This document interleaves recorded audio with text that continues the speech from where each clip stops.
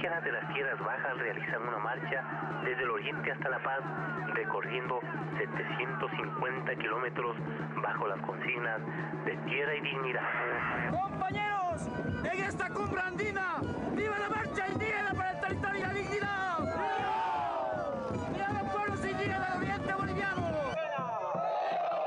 ¡Que vivan los hermanos indígenas de Pando! ¡Que viva la Confederación de Pueblos Indígenas de Bolivia! Marchamos por más de 400 kilómetros hasta la sede de gobierno.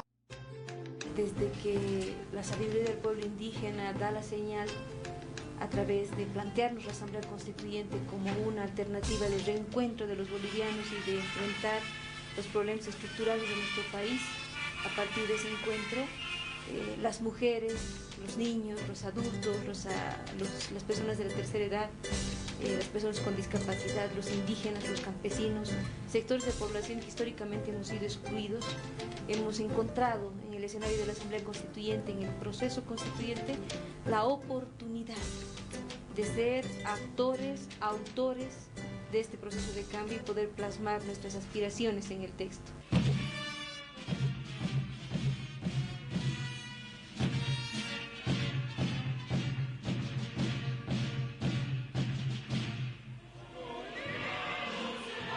La Asamblea lo que refleja y sintetiza es la esperanza del pueblo para que a través de una nueva constitución se genere un nuevo tipo de Estado que rompa con las formas coloniales, con las formas discriminadoras y de exclusión que habían estado primando en Bolivia durante los últimos 183 años.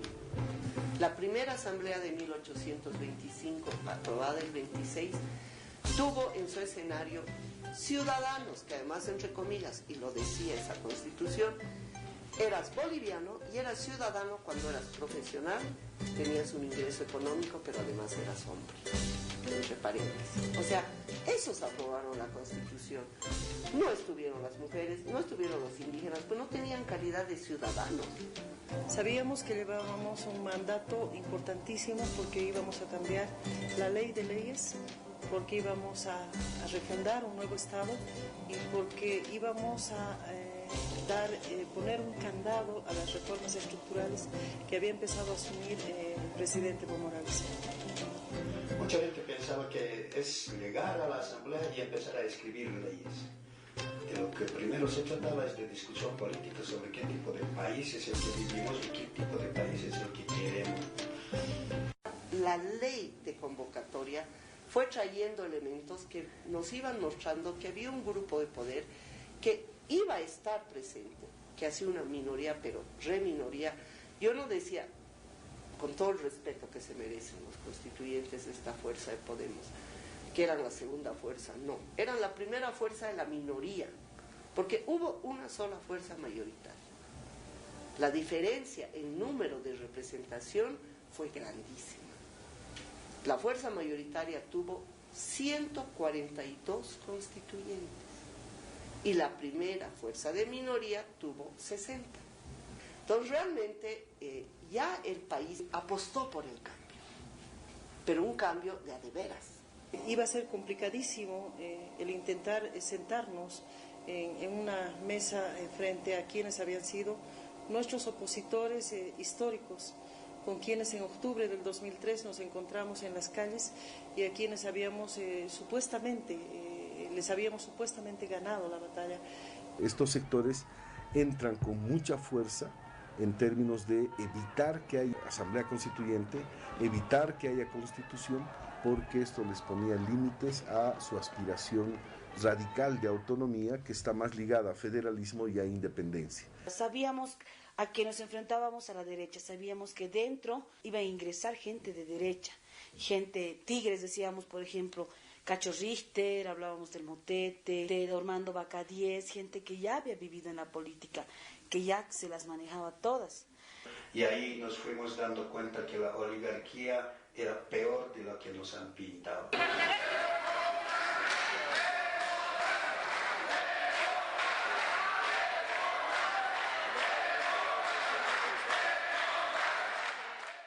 Ya llegó una fuerza y varias otras con una idea: llevar al fracaso el proceso de la Asamblea.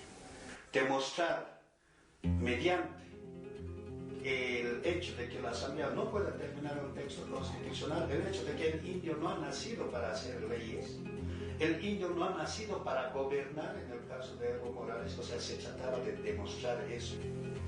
Y lógicamente, por atrás, el cherry en la torta, los indicios de mayoría absoluta.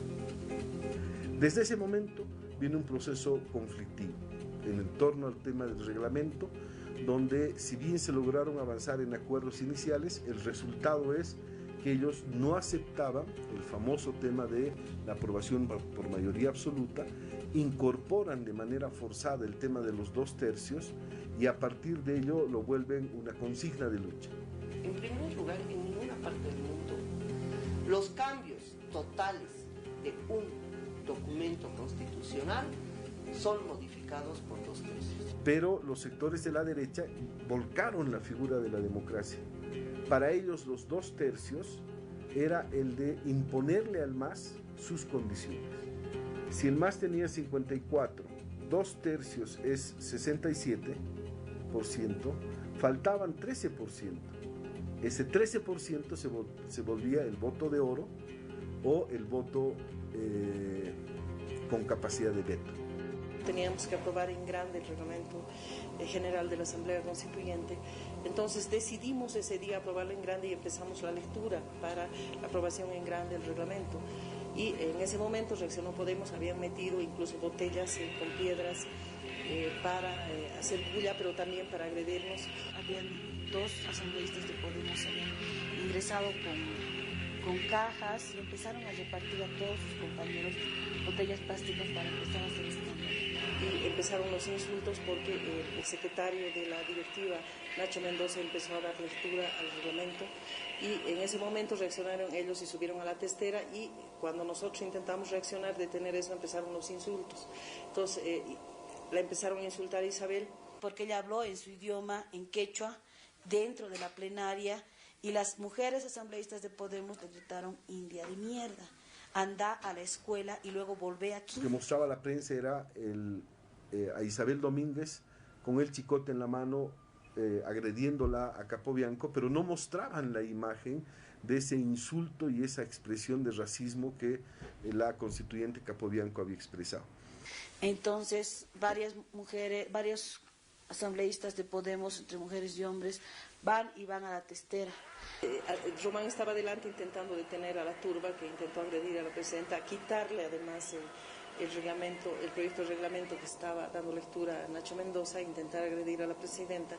Da la vuelta como mirando a alguien y da un paso en falso y cae. Y nos paramos así, todas, gritamos porque estábamos en las primeras filas, me acuerdo que nos paramos así, botamos todo. Corremos, he corrido a verlo. Cuando lo veo en el piso, abajo, o sea, en esa fosa era unos 2-3 metros por lo menos de altura. Lo veo ahí adentro, todo un charco de sangre alrededor de su cabeza.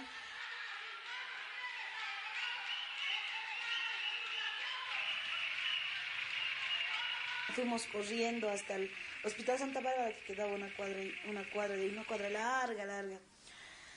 Y asustadas, llorando, Román, se nos va a morir, ¿no? ¿Qué vamos a hacer si no se nos muere? Gritábamos y corríamos desesperadas. Recuerdo el eco de nuestras pisadas y gritando, llorando, asustadas. Llegamos al hospital, ya lo estaban sacando y dicen que entra en terapia intensiva, que estaba en estado de coma.